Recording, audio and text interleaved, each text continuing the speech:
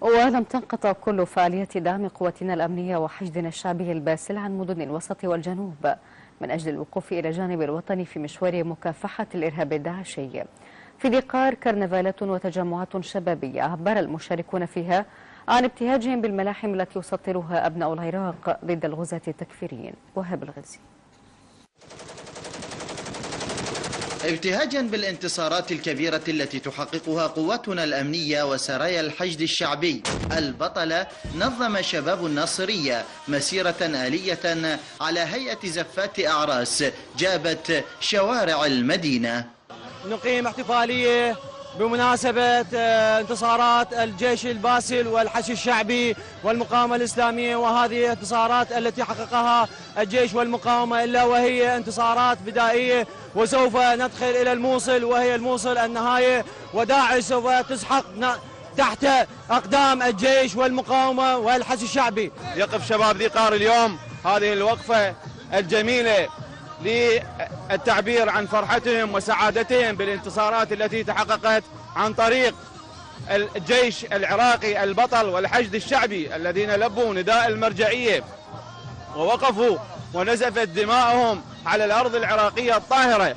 الشباب المثقف الذي يعي حجم التضحيات التي يقدمها غيار العراق هتفوا بأناشيد وأهازيج النصر على قوى الإرهاب، رافعين العلم العراقي ورايات الفصائل المقاتلة ضمن سرايا الحشد الشعبي.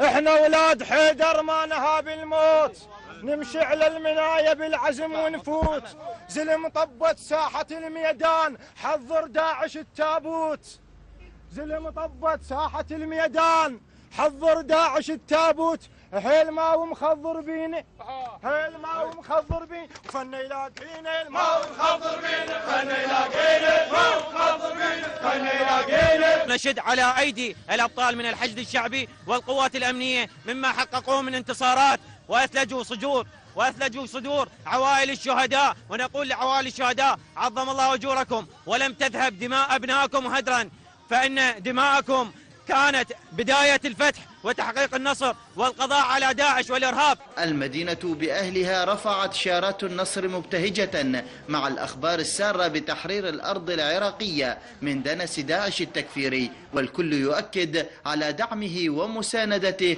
لأبطال الهيجاء. بسم الله مجمع الشعوب، باسم الحشد مجمع القلوب. أحسنت.